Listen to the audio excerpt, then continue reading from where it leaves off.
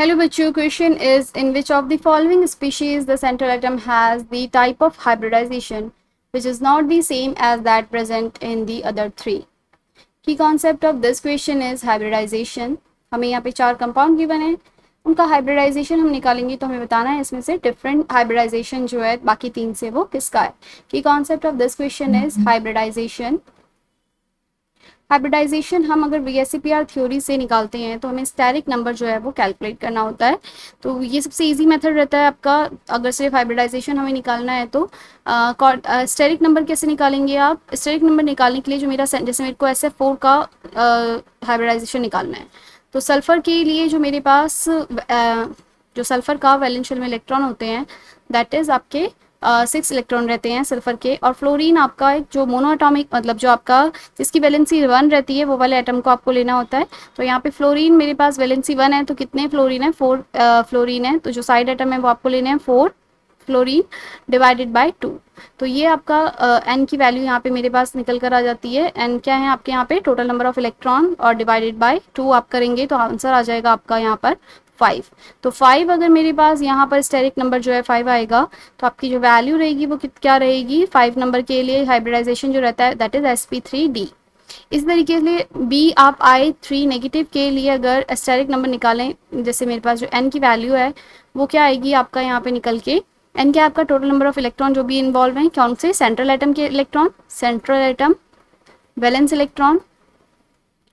Electron plus आपका जिनकी valency 1 रहेगी वैलेंसी 1 एलिमेंट एटम जिनकी वैलेंसी 1 है वो वाले एटम वैलेंसी 1 एटम जो है कितने रहेंगे वो n डिवाइडेड बाय 2.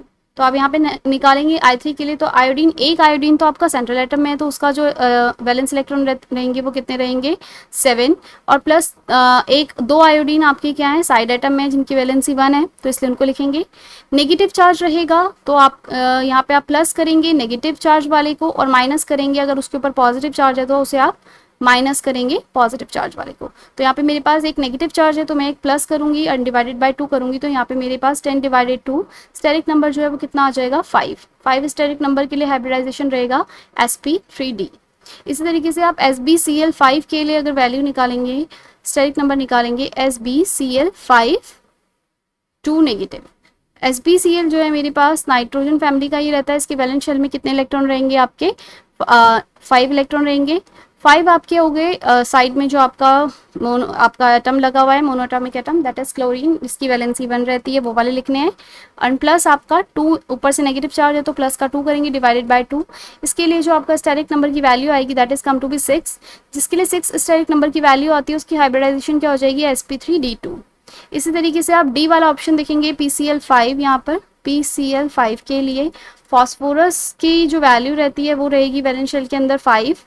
तो स्टेरिक नंबर n क्या है यहाँ पे मेरा स्टेरिक नंबर 5 हो गया आपका फॉस्फोरस प्लस वैलेंस शेल में फॉस्फोरस के और क्लोरीन 5 एटम है तो क्लोरीन के 5 डिवाइडेड बाय 2 तो ये वैल्यू आपकी आ जाएगी 5 और हाइब्रिडाइजेशन आ जाएगी sp3d. तो यहाँ पे आप देख रहे हैं मेरे पास SF4 I3 negative and PCl5 इन तीनों के लिए जो स्टेरिक नंबर है वो आया है 5 और हाइब्रिडाइजेशन आया है sp3d. तो उसने मुझे डिफरेंट पूछा था और डिफरेंट किसका आया है SbCl5 2 नेगेटिव का. SbCl5 2 नेगेटिव के लिए स्टेरिक नंबर की वैल्यू आई है 6 एंड हाइब्रिडाइजेशन आया है आपका sp3d2. हमारा करेक्ट ऑप्शन उसने हमें डिफरेंट पूछा था तीनों से कौन डिफरेंट रहेगा तो आपका करेक्ट ऑप्शन हो जाता है option C SbCl5 2 negative. Hope you understand.